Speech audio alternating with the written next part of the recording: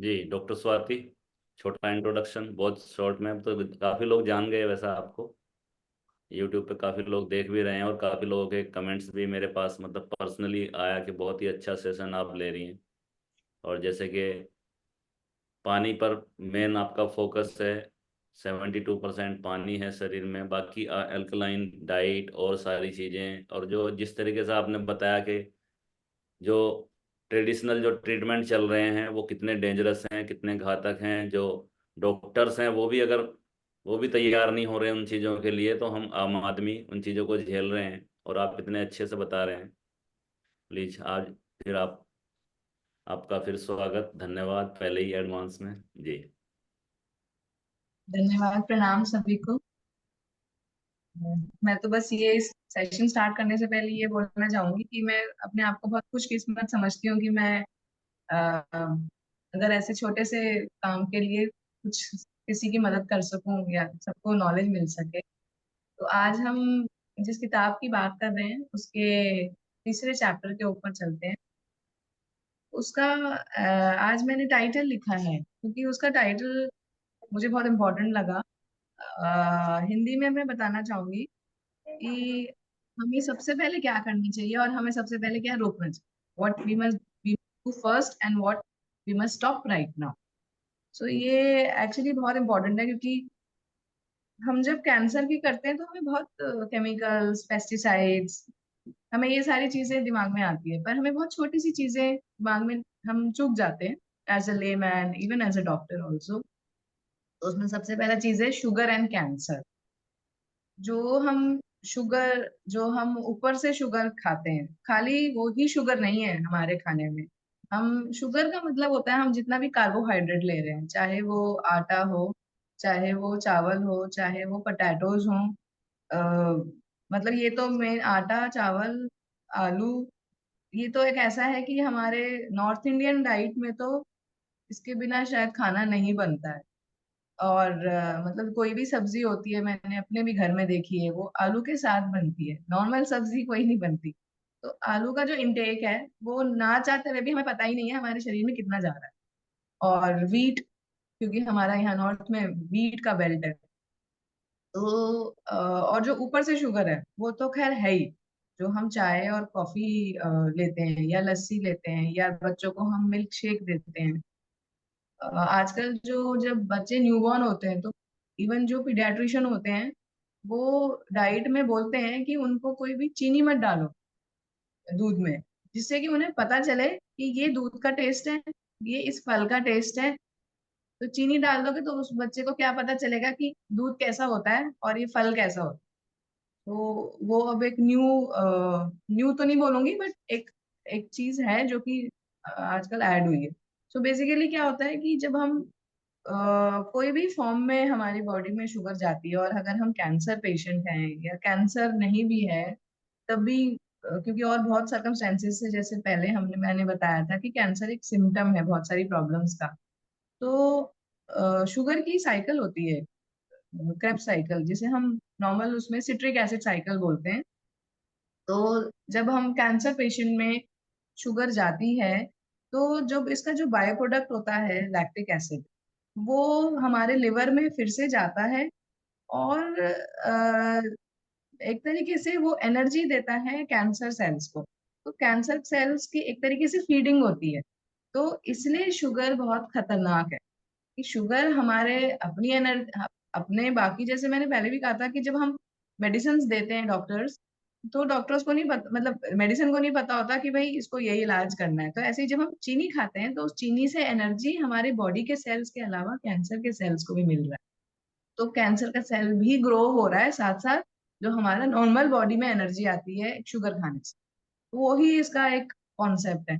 तो हमें बिल्कुल हमारे नॉर्मल की डाइट में भी हमें ये चेक करना चाहिए कि वीट का हमें सब्स्टिट्यूट ढूंढना चाहिए। आजकल तो मिलेट्स हमारे पीएम जी ने, और वैसे भी आजकल बहुत ज्यादा सुनने में हम उसमें है, न्यूज में है, मैगजीन सब में है, millets diet, gluten free diet या वीट। तो हमें थोड़ा सा सोचना चाहिए कि वीट से थोड़ा सा हमें क्योंकि हमारा जेनेटिक्स होता है हर जगह का, जहां भी हम रहते हैं, हम बिल्कुल तो स्विच नहीं कर सकते। पर हमें थोड़ा थोड़ा सब्स्टिट्यूट अपने ऑप्शंस में देना चाहिए वेजिटेरियंस में। जैसे हमें ज्वार खाना चाहिए, रागी वेरी हाई इन कैल्शियम, हमें रागी लेना चाहिए। रागी इमली एक डिश होती है, बहुत आसान होती है। बच्चों को भी सोचना चाहिए, बड़ों का भी सोचना चाहिए। और अगर वीट लेना है तो नॉर्मल चपाती के अलावा जैसे दलिया है, उसमें भी वीट जा रहा है। हम सूजी है, वो भी वीट है। एक्चुअली हमारी डाइट ऐसी है ही नहीं कि जो वीट के बिना है। तो थोड़ा सा हमें अपने 7 दिन की डाइट में ये सोचना चाहिए कि हम 2 दिन कैसे वीट से अलग जाएं। या 2 दिन हम डिनर में ना चपाती खाएं ना राइस खाएं, सिर्फ सलाद खाएं और दाल खाएं। तो ये हमें खुद से कॉन्शियस अटेम्प्ट करना पड़ेगा कि कैसे हम चीनी करें। और ऊपर से जो चाय और कॉफी में जो चीनी होती है, या वो तो मतलब उसका तो इनटेक, वो तो बिल्कुल घर से बाहर निकाल देनी चाहिए। वो तो होना ही नहीं, बहुत मुश्किल है किसी को बोलें कि जी चाय ले लो बिना चीनी के। बट देन वो बहुत बड़ा कोई अगर मैं तो बोलूंगी किसी को अगर वेट लॉस का वो देखना है तो ये बहुत बड़ा रामबाण है। 2 महीने के अंदर उसका 2 से 3 किलो तो वजन कम कहीं नहीं गया, अगर उसने आटा अपने डाइट से और चीनी, सबसे बड़ा तो चीनी मैं बोलूंगी, अगर चीनी निकाल दी तो ये सबको एक सोचना चाहिए। एक चीज और थी कि चीनी बहुत एडिक्टिव होती है। जब हम चीनी छोड़ते हैं या चीनी हम कम खाते हैं तो हमें बहुत एडिक्शन होती है। हमें ऐसा लगता है यार मीठा कुछ नहीं खाया, तो इंसान ढूंढता है कि क्या खाएं। And which is very normal, और ये साइंटिफिकली है। एक रिसर्च हुई है प्रिंसटन यूनिवर्सिटी में। उसमें ये बताया है कि जो जब हम चीनी शुगर लेते हैं तो हमारे रिसेप्टर्स रिसेप्टर्स हमारे ब्रेन में होते हैं, जो जैसे उनको एक्शंस मिलते हैं उस हिसाब से वो एक्ट करते हैं। तो जो हम जब शुगर लेते हैं तो हमारे वो वाले रिसेप्टर स्टिमुलेट होते हैं जो कि सिमिलर होते हैं। हमारी कुछ ड्रग्स होती हैं, मॉर्फिन, जो कि बहुत ही स्ट्रॉन्ग पेन किलर भी है, और जो ड्रग्स एडिक्शन जिनको होती है उसमें भी होती है। तो शुगर खाने से जैसे उन ड्रग्स से रिसेप्टर्स एक्टिवेट होते हैं, वैसे रिसेप्टर्स एक्टिवेट होते हैं। सो इसलिए उस रिसर्च में ये बताया था कि जो हमारा टोबैको और जो अल्कोहल का एडिक्शन होता है उससे भी कहीं ज्यादा एडिक्शन शुगर से होता है। तो अगर जो कोई शुगर एक्चुअली छोड़ेगा तो उसको अंदाजा होगा कि शुगर से बहुत एडिक्शन होता है। It is difficult but then it is not impossible.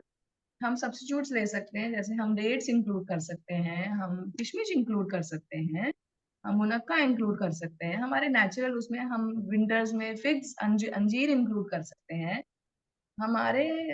हम फिर शुगर, ये फ्रूट्स में जितना शुगर है, तो ऐसे बहुत चीजें हैं जिसमें हमें शुगर की जो एडिक्शन होती है, क्योंकि ये सबको पता होना चाहिए अब कि शुगर हमें इसलिए मन करता है क्योंकि हमें उसकी एडिक्शन है। एनर्जी हाँ शुगर बहुत देता है, और मैंने जैसे बताया इसके रिसेप्टर्स उसी में एक्ट करते हैं, बट एनर्जी का सोर्स वो हम जैसे लोगों में नहीं, लेबर्स में होता है। जो बाहर धूप में काम करते हैं, जो बिल्कुल या रिक्शा चलाते हैं, उन उनमें वो एनर्जी का काम करता है। हमारे में तो एनर्जी के बहुत सोर्सेस। तो हमें ये चिंता करने की जरूरत ही नहीं कि हमें चीनी की कमी हो जाएगी। हमारे चीनी की कमी हो ही नहीं सकती है क्योंकि बहुत सोर्सेज हैं जो जिससे चीनी आती है। So this was first point, sugar and cancer. Second था डेयरी प्रोडक्ट्स एंड मीट। मुझे पता है यहाँ पर कितने लोग नॉन वेजिटेरियन है या मिक्स डाइट है। तो पहले मैं डेयरी प्रोडक्ट्स की बात करूंगी। काफी सारी चीजें मेरी भी कल आई ओपन हुआ है एक्चुअली, मैं इस किताब को पढ़ रही थी।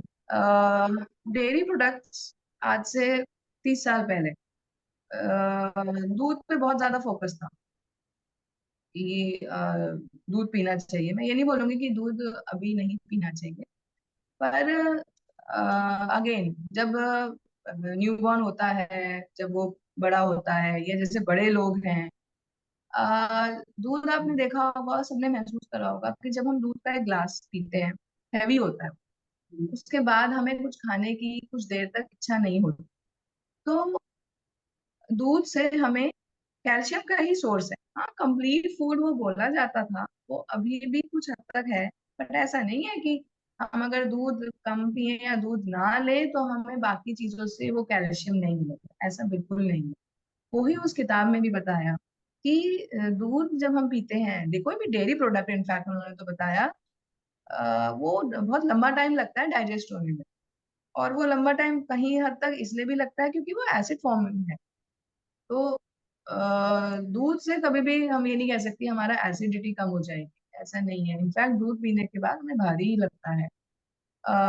तो इसलिए उसमें भी ये बताया कि वो जो कैल्शियम हमें मिलता है वो हमें बाकी फ्रूट्स, नट्स, जितने भी हमारे होते हैं, ड्राई फ्रूट्स होते हैं, सीड्स हैं, इनमें से हमें खूब अच्छे से मिल सकता है। हमारे शरीर को उतना ही कैल्शियम चाहिए। हाँ, एक एज के बाद हमें चाहिए, उसमें सब्स्टिट्यूट्स हैं जिसको डाइजेस्ट हो सके। मतलब मैंने ये देखा है हमारे इंडियन इंडियन सब कॉन्टिनेंट में, ये एक बहुत बड़ा टेंशन है घरों में कि दूध नहीं पिया आपने। तो ऐसा कुछ नहीं है। 1 लीटर से 1.5 लीटर दूध, अगर 1 लीटर भी हम बोलें, आधा लीटर से 1 लीटर दूध हमारे पेट में जाना चाहिए, तो वो हम दही के माध्यम से भी कर सकते हैं। इतनी गर्मी में अगर हम अपने ही यहाँ का नॉर्थ का सोचें, इतनी गर्मी में कोई आधा लीटर दूध नहीं पी सकता। और अगर आधा लीटर दूध पिएगा तो वो साथ में कुछ खा नहीं पाएगा। पर अगर आधा लीटर दही उसके पेट में चला जाएगा, लस्सी के फॉर्म में या 2 बारी दही, तो वो सब कुछ खाएगा। तो हमें जो हम वो बोलते हैं कि खाने की तहसील होती है या हमारे शरीर की होती है मौसम के हिसाब से, तो वो डिफरेंस हमें भी एक्सेप्ट करना है, स्लोली एंड स्लोली। एंड रात को जो दूध पीने की हैबिट होती थी गाँवों में पहले, वो लाइफस्टाइल ऐसे थे। वहां पे हर चीज मैनुअली होती थी। कोई कपड़े धोने की मशीन नहीं होती थी, कोई बर्तन धोने का कुछ सिस्टम नहीं होता था। खेतों में जाते थे, सब कुछ बहुत अलग था। अब अलग है तो हमें उस हिसाब से हमारे अपने दिनचर्या को बदलना। अगर हम उसी हिसाब से खाएंगे और काम नहीं कर रहे हैं तो वो पचेगा कैसे, वो डाइजेस्ट कैसे होगा? हमें अपने शरीर को थोड़ा वक्त देना है कि वो पचा सके, और उतना ही जितना चाहिए, पर उतना अच्छा। ये हमें सोचना है कि हमें क्वांटिटी नहीं, हमें क्वालिटी ऑफ फूड पे ध्यान रखना है। हमें ये नहीं सोचना है कि अरे आज तो हमने एक ही रोटी खाई, कुछ नहीं होता। रोटी में क्या है? कार्बोहाइड्रेट का सोर्स है। कार्बोहाइड्रेट और बहुत चीजों से मिल जाएगा। राइस भी खा लोगे, अगर आप हम चार एक बाउल चावल भी खा लेंगे तो हो जाएगा। बट हमें दाल खानी है, हमें सीजनल सब्जी खानी है, हमें सीजनल फ्रूट खाने हैं, हमें सोक्ड ड्राई फ्रूट्स खाने हैं, हमें पानी कम से कम आजकल के मौसम में नाप के 2 से 3 लीटर, 3 से 4 लीटर, 3 लीटर कहीं नहीं गया पीना है, नींबू पानी पीना है। हमें ऐसे अपनी डाइट को थोड़ा देखना है। और उसमें ये बताया था कि मिल्क में ऐसा कोई न्यूट्रिएंट नहीं होता जो कि एक बैलेंस्ड डेयरी फ्री डाइट में नहीं मिलता है। और एक और चीज थी कि मिल्क में कैल्शियम तो बहुत हाई होता है, बट वो अ, हमारे शरीर से, जैसे अभी मैंने बताया, एब्जॉर्ब नहीं होता है इतने आराम से कि जो हरी सब्जियों से और बाकी चीजों से हो सकता है। और काउ मिल्क एक बहुत, अब मैं ये नहीं बोलूंगी रीसेंट है, but then cow milk is very much, ये सब के मुंह से होता है। गाय का दूध बहुत अच्छा होता है, माना अच्छा होता है। पर वो गाय का दूध किसके लिए बना है? कभी किसी ह्यूमन बीइंग ने ये सोचा है? वो गाय का दूध बछड़े के लिए बना है। वो गाय का दूध इंसानों के लिए नहीं बना। वही चीज उसमें लिखी है कि गाय के दूध में डेफिनेटली बहुत फैट और प्रोटीन अच्छा होता है एज कम्पेयर टू बफलो। या पर जो एक रिसर्च हुई है उसमें ये बताया है उस किताब में कि ह्यूमन इन्फेंट, जब बच्चा होता है, न्यूबॉर्न बेबी होता है, उसको 180 दिन लगते हैं बड़े होने में। और जो एक गाय का बच्चा होता है, बछड़ा होता है, उसको सिर्फ 47 डेज लगते हैं बड़े होने में, उतने साइज के, वेट एंड हाइट के हिसाब से। वो 47 डेज में कैसे बढ़ जाता है? क्योंकि उसका सोर्स वो गाय का दूध है, हमारा सोर्स वो नहीं है। तो हम अपना सोर्स क्यों बदले? हमें मतलब अगर पी रहे हैं ठीक है, बट देन उसके पीछे नहीं पड़ना है कि हमें गाय का ही दूध लेना है और इतना लेना है। हमें सब्स्टिट्यूट्स ढूंढने हैं। हमें इतना ज्यादा प्रोटीन और फैट की जरूरत है, पर उतनी नहीं है जितनी गाय को होती है। हम तो ह्यूमन बींग्स हैं। सो इसीलिए हमें ये चीज थोड़ा दिमाग में रख के चलनी चाहिए कि अगर एक गिलास दूध भी पी लिया, और दूध का टाइम थोड़ा मॉर्निंग का होना चाहिए, कि उसके बाद या उसके पहले हमें ज्यादा कुछ हमने खाया हुआ ना हो, सो दैट हम डाइजेस्ट कर सकें।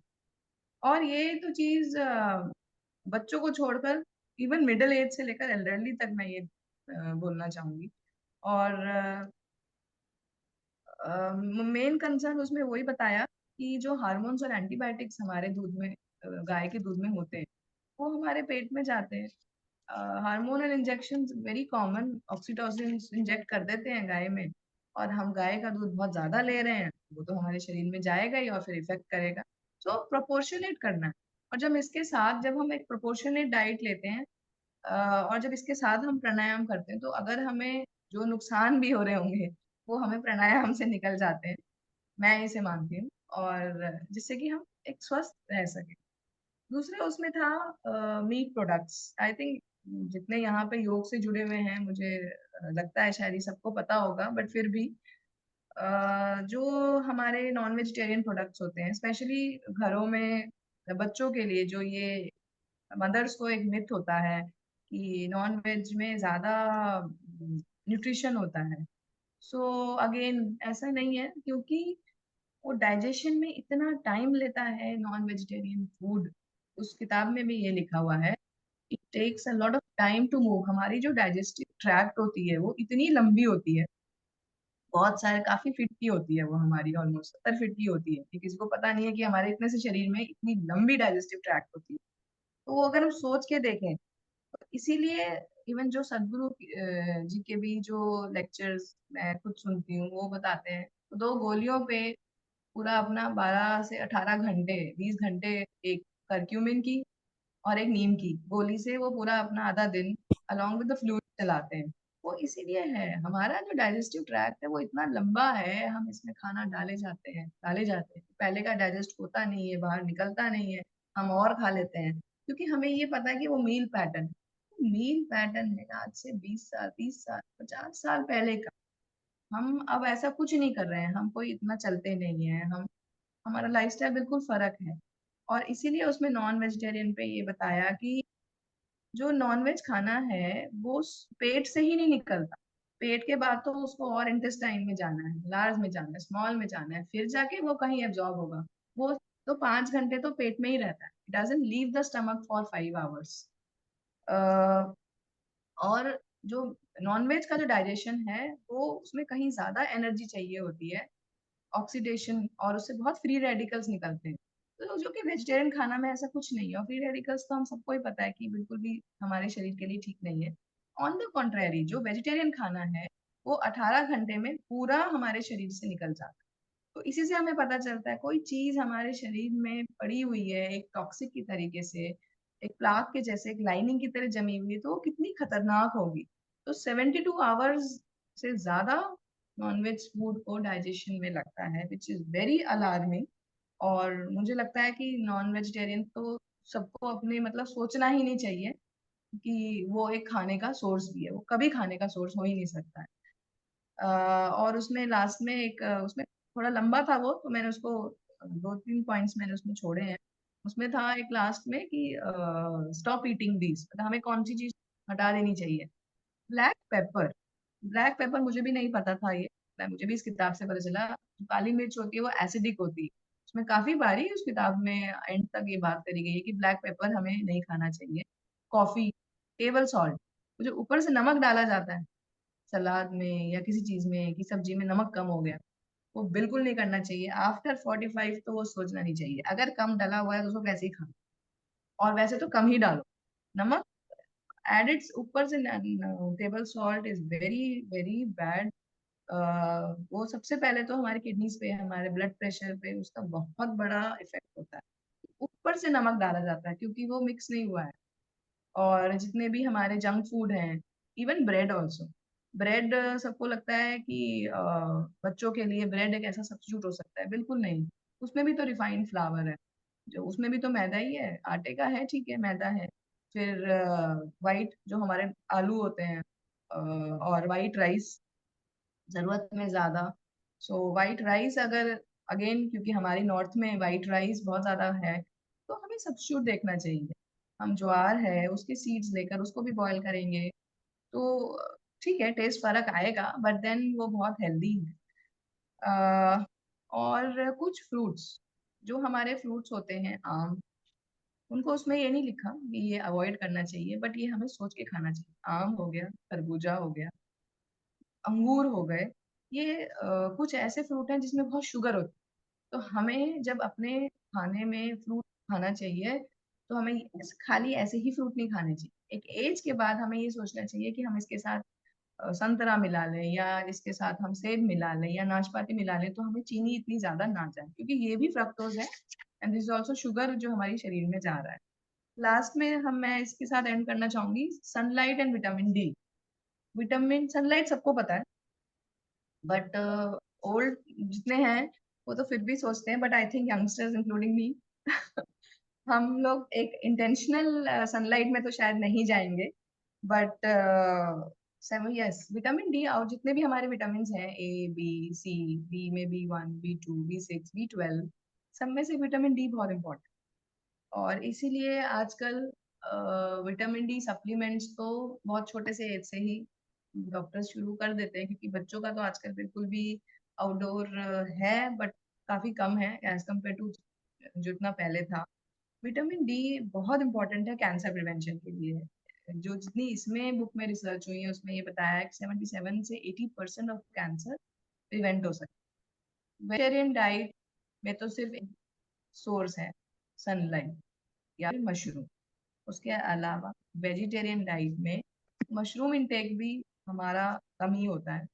अ, किसी का है तो बहुत अच्छा है, बट देन वेजिटेरियन डाइट में इसका नहीं है, इसीलिए इंडियन बेल्ट बहुत ज्यादा डेफिशिएंट होती है। तो उसमें दूसरा सब्स्टिट्यूट वेजिटेरियन तो नहीं है, बट सबको पता ही है, कॉड लिवर ऑयल। तो उसमें उन्होंने कॉड लिवर ऑयल का एक कंपनी भी बताया है, बाकी जितनी भी कंपनीज हैं हम अपने किसी भी फैमिली डॉक्टर से या किसी से भी हम कंसल्ट कर सकते हैं। उसमें तो ग्रीन पैस्चर ब्लू के बारे में बताया है। Definitely cod liver oil fish liver oil होता है, बट अगेन फिश जिस सी में रहती है उस सी में कितने केमिकल्स आते हैं, उसका इनटेक क्या है, वो उस पे भी बहुत है, क्योंकि कॉड लिवर ऑयल खुद मैंने भी खाया है, बट मुझे भी यही लगा कि वो एक साइकिल तो हो ही रही है।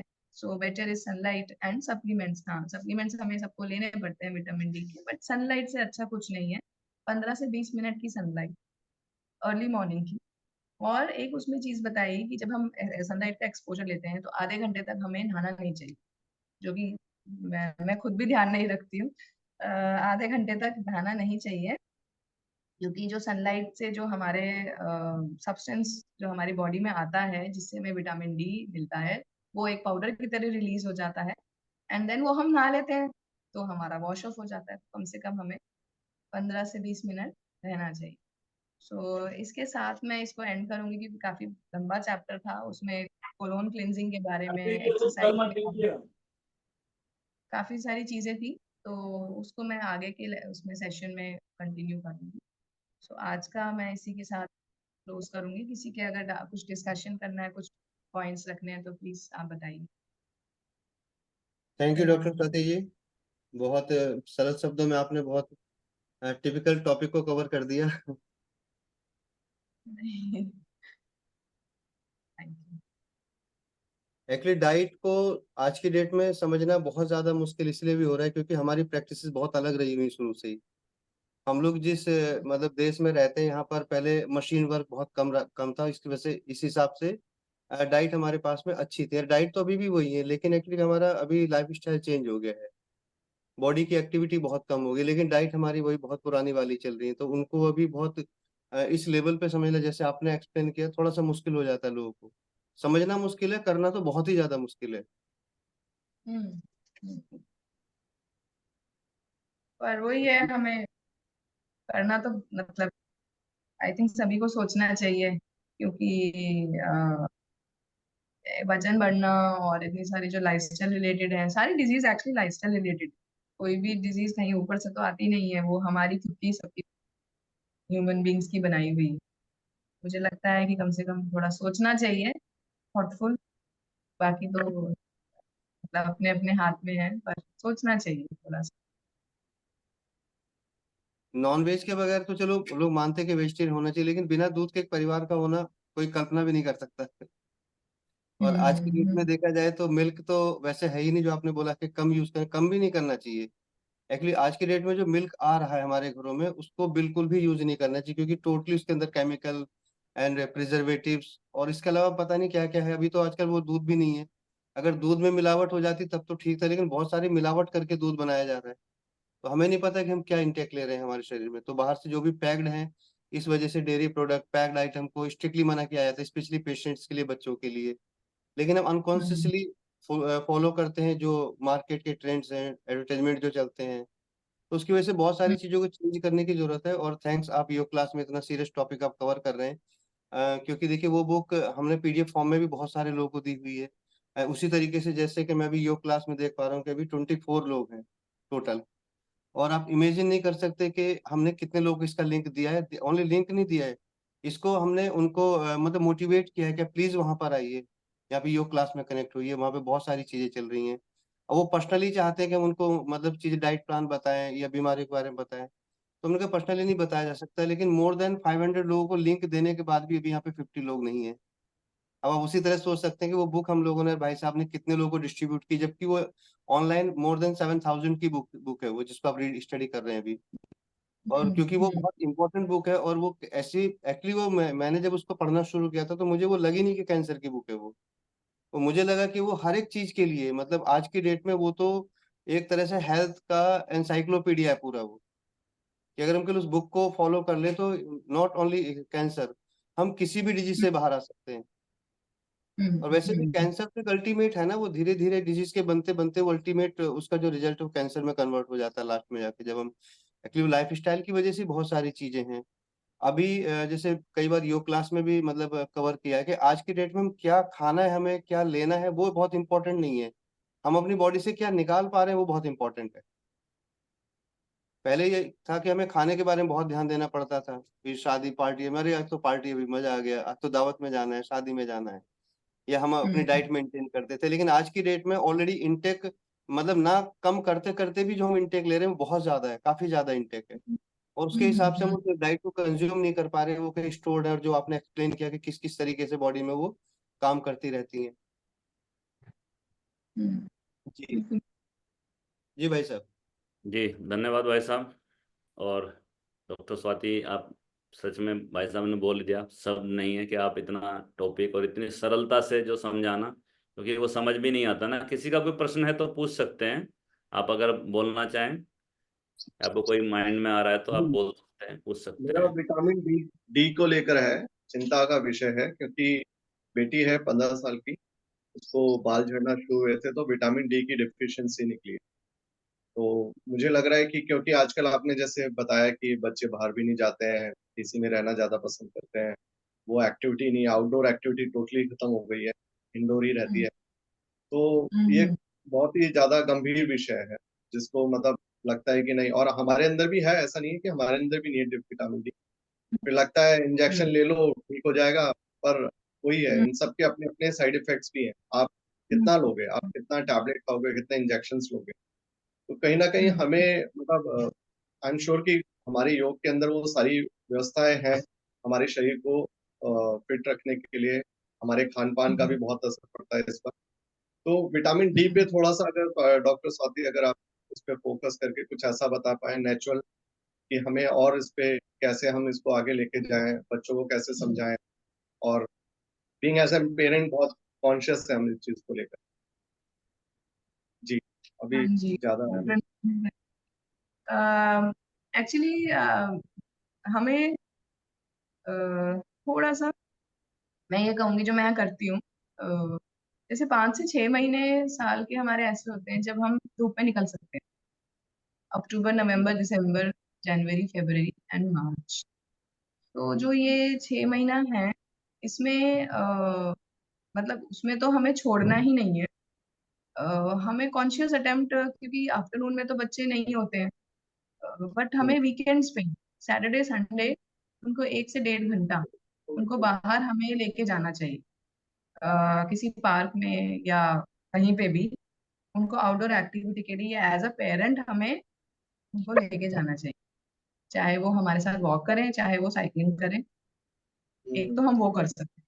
और जो गर्मी टाइम है, गर्मी के टाइम में भी जैसे हम ग्रोसरी लेने जाते हैं या कुछ के लिए जाते हैं, धूप तो आती है, गर्मियों में तो धूप जल्दी हो जाती है, उनको साथ लेके जाए और पैदल जाए। मुझे लगता जी, है कि कम से कम सनलाइट एक्सपोजर उतना तो हो जाएगा। और वेजिटेरियन में तो actually among non vegetarian fishes are very healthy. Fishes में वो ट्रांस फैट और वो लिपिड्स का वो प्रॉब्लम नहीं होती है जो नॉर्मल उसमें होती है। तो अगर कोई फिश इंटेकर है, बट वो फिशेज यहाँ मिलती भी नहीं है, सैल्मन एंड ट्यूना वगैरह वो होती हैं जो बहुत हाईएस्ट सोर्स है विटामिन डी का। उसको कोई मेडिसिन की तरह अगर कोई खाना चाहे तो। जी बट अब वही है, क्योंकि वेजिटेरियन है, मैं खुद भी वेजिटेरियन हूँ, तो सनलाइट एक्सपोजर से अच्छा तो कुछ नहीं है। आजकल का जो दूध है उसमें तो इतना नहीं है। और बाकी अगर किसी को वैसे डेफिशिएंसी है, कहीं ज्यादा एकदम हो गई है, तो उसके लिए हम्म, कॉड लिवर ऑयल कुछ टाइम के लिए दे सकते हैं, not on a regular basis. तो ये हमें वीकेंड्स पे एक इंटेंशनल अटेम्प्ट करना पड़ेगा, जितने भी हमारे काम है, कि उसको उतनी देर के लिए तो लेके जाना है, जो कि थोड़ा मुश्किल है।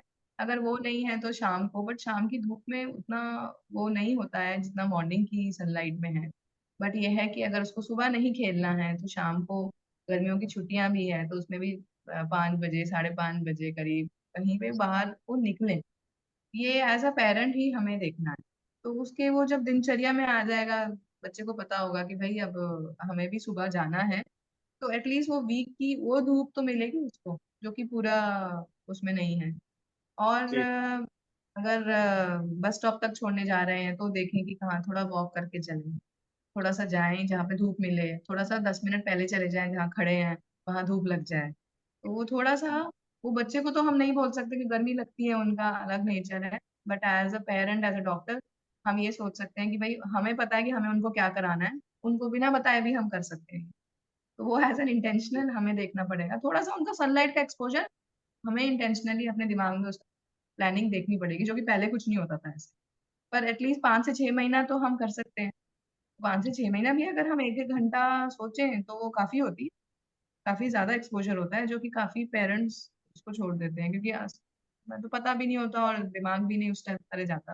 वो तो एटलीस्ट हम कर सकते हैं यहाँ के मौसम में। तो जी। यही दो एक चीज। एक चीज मैं और पूछना विटामिन चाहता हूँ डॉक्टर साथी के, उसमें अगर ग्रीन जूस देंगे बच्चे को तो क्या विटामिन डी इंक्रीज करेगा? जैसा मुझे लगता है शायद करना चाहिए उसको। विटामिन डी सर एक्चुअली ना, ग्रीन जूस में भी विटामिन डी एक ऐसा है जो कि वेजिटेरियन में है नहीं। इट इज, उसका रामबाण जो है वो सनलाइट है, या फिर नहीं नॉन वेज। नहीं, सनलाइट तो है, वो तो मतलब वो तो हम सभी, लेकिन जैसे अगर अपनी डाइट में भी है अगर हम कुछ चीजें ऐड करें। Mushroom. Mushroom. Mushroom is yes, mushroom is mushroom. Good. Mushroom is good. But इसमें वही है मशरूम।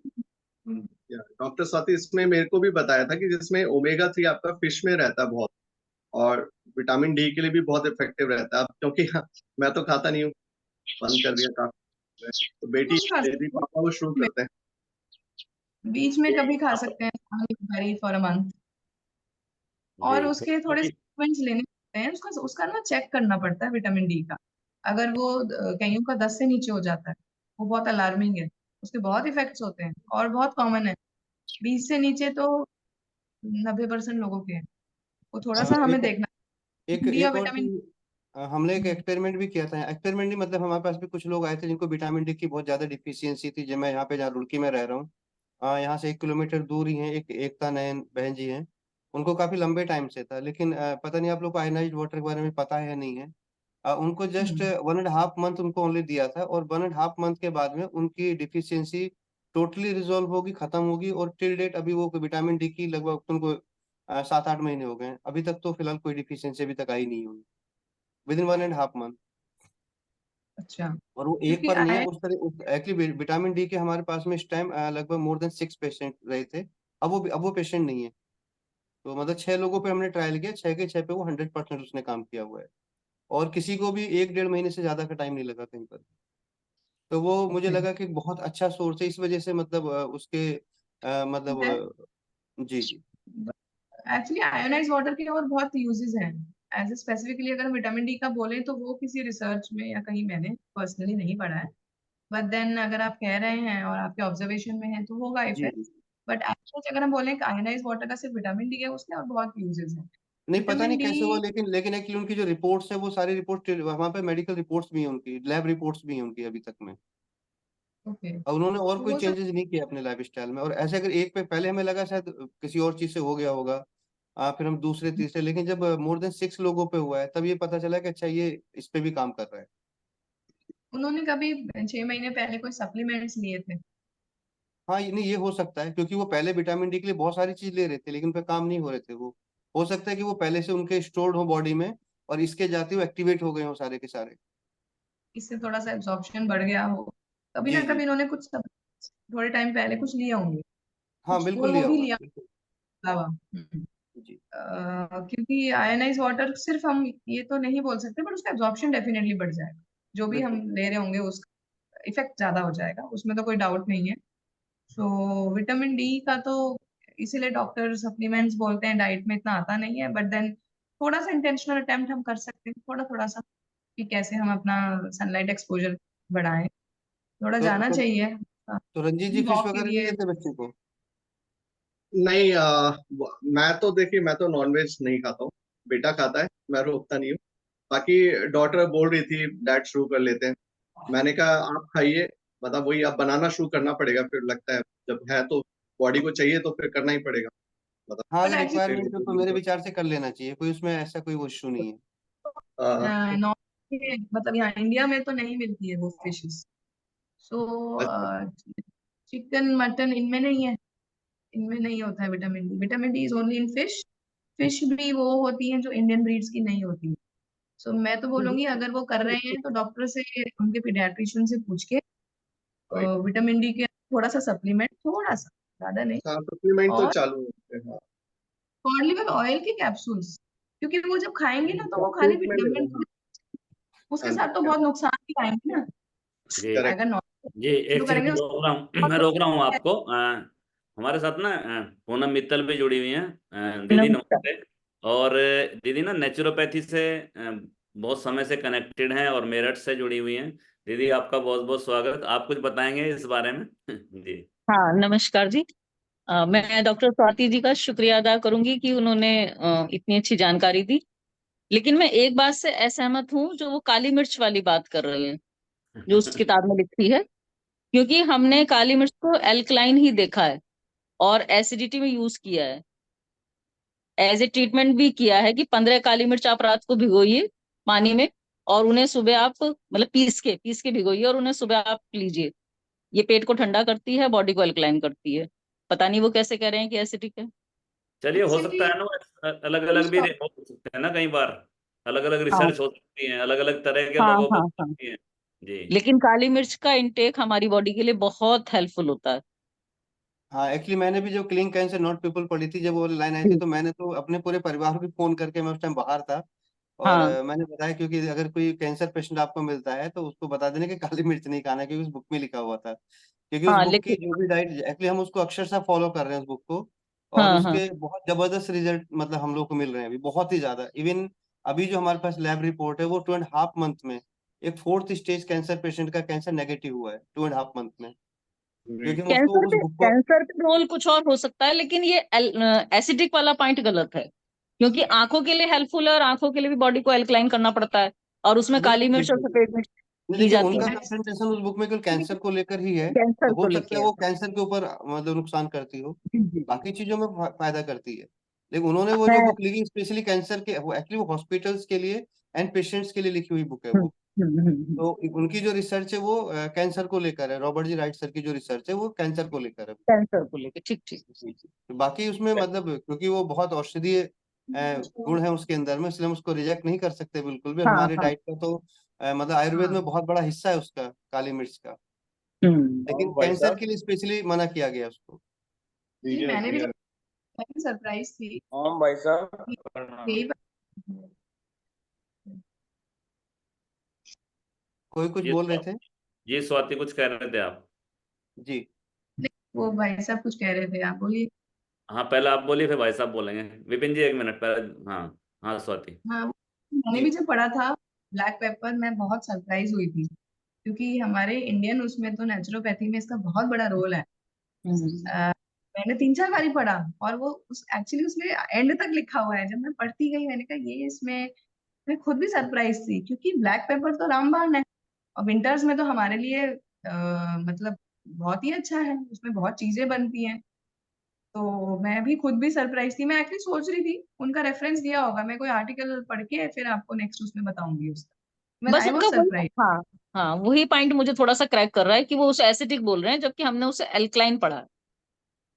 नहीं, ऐसा ही है वो ऐसा हाँ ही है। Black is very good for our health. नहीं आंखों देखिए, के जो यहाँ पर एक चीज है, जैसे अभी डॉक्टर पूनम मतलब पूनम बहन जी बोल रही थी, जैसे आपने बोला काली मिर्च को रात को भिगो दो, सुबह में उसको यूज करते हो एल्कलाइन। देखिए वो किसी भी चीज को भिगोएंगे वो एल्कलाइन हो जाती है। बादाम एसिडिक है, लेकिन अब भिगोएंगे सुबह तक तो वो एल्कलाइन हो जाएंगे। कोई भी चीज भिगोने के बाद 12 घंटे भिगोने के बाद एल्कलाइन में कन्वर्ट हो जाती है, चाहे वो कितनी भी एसिडिक क्यों ना हो। इसी वजह हाँ, से तो उसका, हाँ हमारे जितने भी खाने के इंटेक है मोस्टली वो एसिडिक होते हैं। लेकिन वाटर का इंटेक इसलिए ज्यादा है क्योंकि पानी में भीगने के बाद हमारी बॉडी भी एल्कलाइन हो जाती है। जी जी जी, ये भी पॉइंट हो सकता है कि हम जी। जिस तरीके से देते हैं वो पानी में भिगो के देते हैं, मसाले की तरह नहीं। नॉर्मली उसको पीस के पाउडर में डायरेक्ट डाल दिया जाता है, तो वो एसिडिक हाँ है। हाँ वो हाँ, वो मसाले की तरह एसिडिक हो सकता है। एज ए मसाले वो एसिडिक है। फिर काली मिर्च वैसे गर्म होती है, तो जैसे वो बोलते हैं ना शीशम के पत्ते, स्वामी रामदेव जी बताते हैं कि जैसे नक्सीर हो रही है या ओवर ब्लीडिंग है, लेडीज के लिए भी, फीमेल्स के लिए, उसके लिए बताते हैं। लेकिन बोलते हैं जब सर्दी में अगर उस शीशम के पत्ते दे रहे हैं तो बहुत ठंडे होते हैं, तो साथ में काली मिर्च देनी है। तो काली हम्म। मिर्च तासीर बदल देती है, वो ठंड ठंड जो ठंडा है वो ठंडे से गर्म कर देती है। जी विपिन भाई हम्म। साहब, जी विपिन भाई साहब, अब बोलिए, आप कुछ कह रहे थे। भाई साहब, मैं यही अपना भाई साहब त्यागी जी ने जो बात की है वो सही की है। मैं वही पॉइंट पकड़ रहा था कि उसको भिगोने के बाद जो तस्वीर बदल जाती है ना, वही जी जी काम करती है उसको जी जी एल्कलाइन करना। जी जी जी। हाँ, अगर हम वैसे ही लेंगे और उसको अगर गर्म करके लेंगे या कुछ भी, तो वो तो बहुत ज्यादा पित्त को बढ़ा देगी। तो एक्चुअली वो क्या है कि कैसे मैं शायद शायद पता नहीं, आप लोग पता ही नहीं पता है, जो हम हरी मिर्च लाल मिर्च यूज करते हैं वो इंडिया में बहुत ज्यादा यूज की जाती है। जितने भी डेवलप्ड कंट्री, स्पेशली जैसे रूस है, यूक्रेन है, अमेरिका है, यूके है, इन सब में मतलब काली मिर्च ही वहाँ पे ज्यादा खाई जाती है, बहुत ज्यादा खाई जाती है। उनका इंटेक और काफी इसमें, ज्यादा हम हमारे देश के कंपेयर में बहुत ज्यादा उस कंट्री में, तो इस वजह से उन्होंने उसको वहाँ पे स्पेशली मेंशन किया हुआ है। क्योंकि वो बुक अमेरिकन के ऊपर ही, जी उनका जी सारा जी डाइट जो हुआ है उसमें अमेरिकन का ही जी है। तो टेबल सॉल्ट की बात हुई तो वो स्प्रिंकल करने की है। उनका इंटेक, जी उनका मसाला तो कुछ, उनका वही मसाला है। उनका हम्म, एक इज टू हाई, जो हमारा बिल्कुल उसका थोड़ा अपोजिट ही है। हम तो मेडिसिनल उससे लेते हैं उसे। जी सो आई थिंक उस में होगा। बट मैं फिर भी उसका कुछ आर्टिकल निकाल के उसमें रेफरेंस कोटेड है। मैं उसका रेफरेंस मैं खुद भी सोच रही थी जब मैं पढ़ रही थी तो, बट मुझे यही समझ में आया, मैंने कहा ये जिस फॉर्म में लिया जाता है, क्योंकि वो टेबल सॉल्ट के साथ लिखा हुआ है, कैफीन कॉफी के साथ लिखा हुआ है, सो आई थिंक उसका वो है। बट देन उसका आर्टिकल निकाल के मैं अगले उसमें लेकर आती हूँ। जी क्योंकि हम कुछ फॉरेनर्स के साथ रहे हुए हैं, तो इसलिए हमें उनकी डाइट पता है कि वो लोग मतलब काली मिर्च ही यूज करते हैं वो लोग। वो मिर्च मतलब उसी को ही जानते हैं बस, हम्म। जो मसाले के तौर पे और उसी को सर एक जानते बात और आश्चर्यजनक है कि हम भारतीय पहले काली और सफेद मिर्ची जानते थे, ये हरी लाल उन्होंने ही हमें दी है, जिसे हम हैं। आजकल इतना खा रहे हैं। गेहूं भी उन्होंने ही दे दिया हमें। हाँ, ये 300 चाय भी 400 साल उन्होंने दी पहले हमारे पास है। लाल हरी मिर्चें ही नहीं थी काली सफेद ही थी। जी। जी। चलिए। एक्चुअली हमारा सारा खाना वो लोग ले गए, अपना खाना उन्होंने हमारी हाँ आदतों में डाल दिया हाँ है। हाँ, हाँ, बिल्कुल दिक्कत बिल्कुल। ये है। जो अच्छा अच्छा था वो ले गए वो, और जो बैड सभी बैड था कुछ वो ले हमें गए, दे दिया। सारा अच्छा था हमारा बिल्कुल बिल्कुल। चलिए, सभी का बहुत बहुत धन्यवाद। 8 से ज़्यादा बज गए हैं, तो डिस्कशन काफ़ी लंबा हो गया, तो आज की योग निद्रा भी बहुत अच्छी रही। और आज की जो हमारी डिस्कशन है, और जो स्वाति ने जो सेशन लिया पूरा, तो बहुत सारी चीज़ें, जानकारियाँ मिली नई नई। तो अब मैं सोचता हूँ पहले शनिवार को डॉक्टर स्वाति से पूछूं कि ना पूछूं, भाई कल से चल लें। नहीं नहीं ये ना कहीं मुझे कहाँ फंसा लिया आपने। नहीं। मैं ये होती हूँ, मैं पढ़ चुकी हूँ काफी आधे से ज्यादा। मैंने मार्क करे हुए पॉइंट्स, मुझे पता होता है कि क्या डिस्कस करना है नेक्स्ट। चलिए ऐसे बहुत कुछ नहीं है, तो इस तरीके से मैं जुड़ी हुई हूँ, मुझे तो बहुत अच्छा लगता है। चलिए बहुत बहुत धन्यवाद। बहुत धन्यवाद। पूनम नमस्कार। दीदी। ओम सभी को प्रणाम।